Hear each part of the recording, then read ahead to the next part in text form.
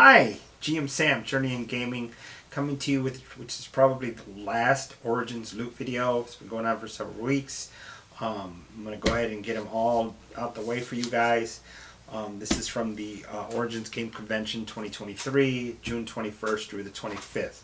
So I just want to get them all out, talk about my experience of a couple things. So this video is going to be a little bit longer. I am doing a giveaway at the end of this video. Write your name down in the comments, just your first name. I don't need your whole name. Your first name in the comments down below, and then I will randomly draw. I have a stack of stuff. I'll show these off later so you guys can see what they are. Mainly it's RPG Day stuff, but it's RPG Day stuff from years past that's mixed in with this. So it's stuff that you can't find unless you're going to go to RPG auctions or go to eBay to try to find them. But I have them for you. For those of you that are local, I'll hand deliver it to you. For those of you that are out of the area, we'll work it out so I can get them to you. They'll be sent media mail. Again, stick around so I can show you what these are at the end, and then write your name in the description. My goal is to get to 100 subscribers. When I hit 100 subscribers, then I will draw names randomly, and you will get one of these old RPG Day things. Now, Zach Goins of World of Game Design ran a Dune game for us. I have the character sheet. Yeah, there she is. The character sheet of the character that I played in that, but I wanted to open this up with you guys because this is kind of cool. I did open this up at Origins, this part right here, but the rest I did not. The books and stuff, and I got a really sweet deal on it. I'm excited about the other stuff that they have. Some of this material you can use in other games, i.e. Dark Sun. You know, there's some ideas in here because some of it's a desert setting, or you know, that kind of stuff. But and then they have a psionics, the Mentat. So some of that is kind of similar, but it's different. I'll tell you that right now. 2D20 systems are real different, and I'm excited about this because the way it was presented by Mr. Goins was very good. So you have here the Game Master's Toolkit, and then this has all the different books that you can get. You have the Standard Edition Core Rule Book, the Collector's Edition with the symbols, House Atreides, Harkonnen, Carino, all in these books, and it's pretty. I got to look at a few of them. They're very nice. Then you have the Player's Journal, which is a 160-page journal to record your characters. It's got a really nice cover. The Game Master Toolkit, 4 panels. Got a 32-page booklet, which is this guy right here. I'll show you that in a second. And then they do sell special dice.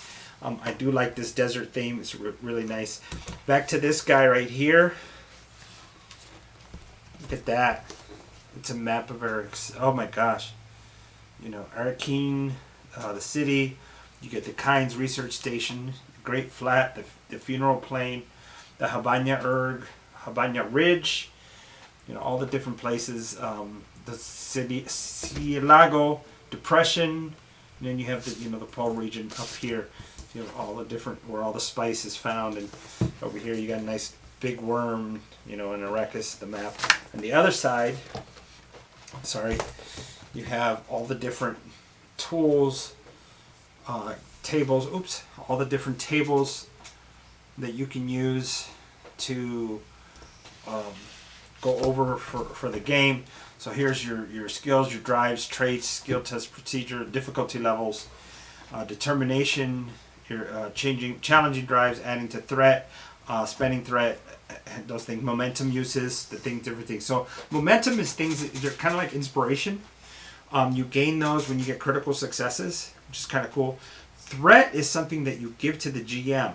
So if you want to buy a advantage, it's the best way to say it, an extra D20 to roll, you give him threat, and what he can use the threat is to create an unfavorable condition for you. So this is a really neat mechanic because you can buy threat, you can buy an extra die roll from the GM by giving him threat. So it's something to think about. Conflict, there's 5 different types of conflict in the game. You have personal, dueling, skirmish, multiple opponents, warfare, large-scale conflict, espionage, spying, intrigue, social conflict. So those are the 5 different conflicts that you can have in the game. So it's kind of cool. how the game does that. So I was pretty happy with that.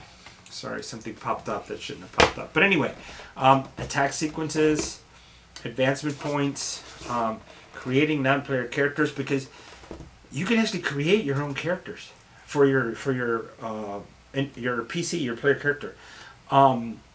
You can create what they're called assets. So you create a non-player character for yourself. So it's kind of cool. I like how it does that. And thank you. And all the different abilities, and then you have story hook generators for your GM. I mean, this is for the GM, obviously, right here, because it's on the GM screen. However, players can create assets for themselves. So I kind of like how that works. Here's the toolkit. Look at that art. It's pretty cool.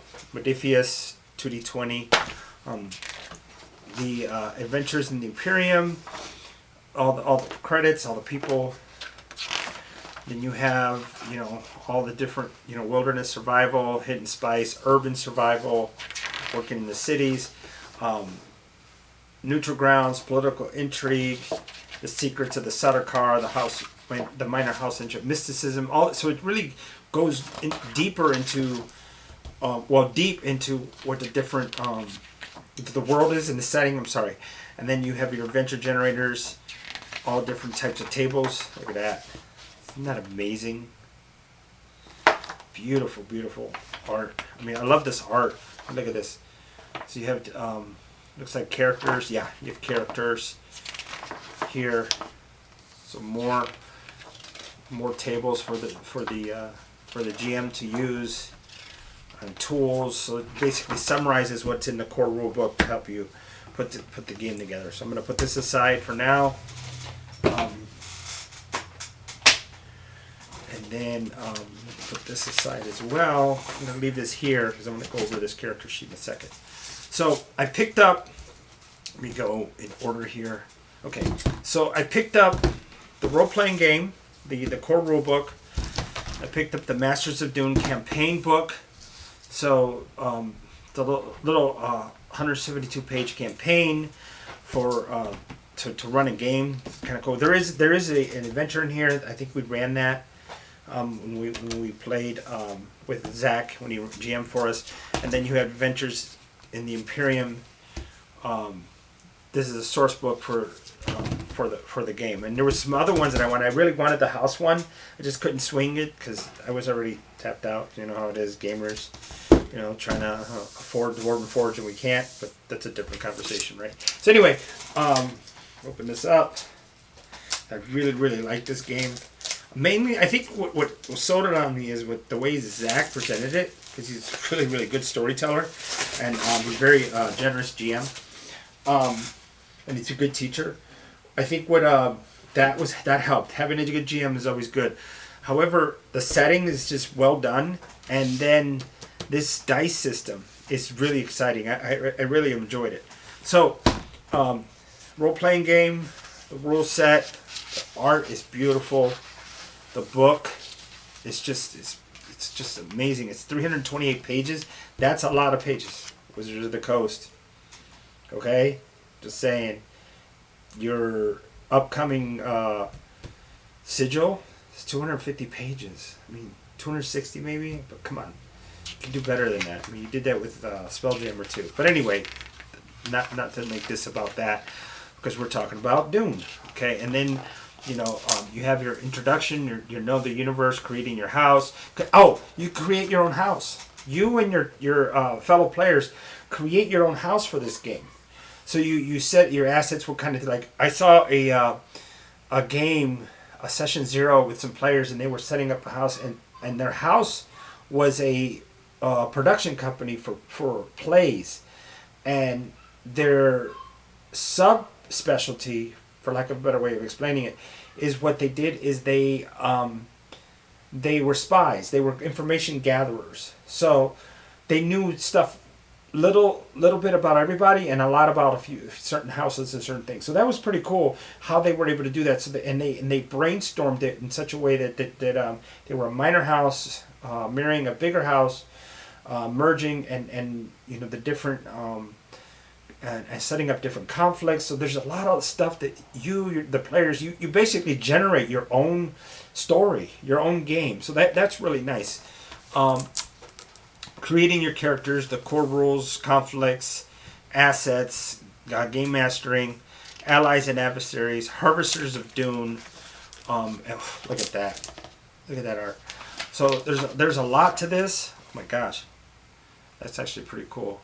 And then it goes into the history of humanity, because this is 10,000 years in the future, and very cool, and breaks out the world, all the different houses, the domains, the types, archetypes. It's a very, very rich setting. I'm very excited about this. I'm going to open this one as well. This is the Adventures in the Imperium, Masters of Dune campaign book. This is the campaign. I'm going to wait on this. Like I said, I got a really good deal, even though they were priced aggressively to be sold. I think I got them for $130, all 3 books. Yeah, this one was, oops, sorry. This one was retail, I think it's 60, 70, something like that. This one's marked 50, and the other one was marked 38. Now, this is not to say that you'll get the same deal from Mortal Game Design and other conventions, so please don't think that, okay? Yeah, it was last day, and I was able to work something out, and they hooked me up. So, so please don't use that to get something from these guys. Just show your support. So, another great. Oh my gosh, these books are so cool. There you go. Look at that art. Look at that. Under ornithopters. The history of Arrakis, Conservatory Garden. This is pretty, really pretty. I mean, it's just really now a brutal landscape. Sandworms, cost of doing business, politics of spice. So it gives you a lot of rich stuff about playing an actual Dune. Now, the game is built where you can do galaxy expanding stuff, different systems. So it's pretty cool in that way. And then the campaign here, look at that. Oh goodness. Adventures in the Imperium. 166 pages. You get the introduction. This chapter 1, the shifting sands. Gady Prime, the Emperor, the Attack, the Fremen, the Great Houses, the Bene Gesserit, the Spacing Guild, the Crucible. So, the introduction says, there exists a limit to the force even the most powerful may apply, without destroying themselves. Judging this limit is the true artistry of government. Misuse of power is the fatal sin. The law cannot be a tool of vengeance, never a hostage, nor a fortification against the martyrs it has created. You cannot threaten an individual and escape the consequences. More deep on law, the Stilgar commentary. Very, very cool. Very cool. So what is this book? The fate of the player character's house is about to be determined in the sands of Arrakis. In this campaign, the player characters take the place of House Atreides and gain dominion over the planet Arrakis, mining the spice for the Imperium. While there is potential for great power and profit, 1,000 enemies are ready to plunge their knives into the house's collective back at the city. So this is the books. Okay. Masters of Dune follows Agents of Dune and takes your player characters on an adventure across the Imperium. While it is not necessary to play Agents of Dune first, you get the most out of this campaign if you do. Masters of Dune continues that story. Okay. Okay, so there's another one before this. I'll have to grab that. Agents of Dune. I'll have to find that. Let's see. Do I need the other books? Well, Masters of Dune is a completed adventure. You need to access the game rules to play. So you need that. That's obvious. The Dune core rule has these rules in their most complete form. However, Agents of Dune also contains all you need to play.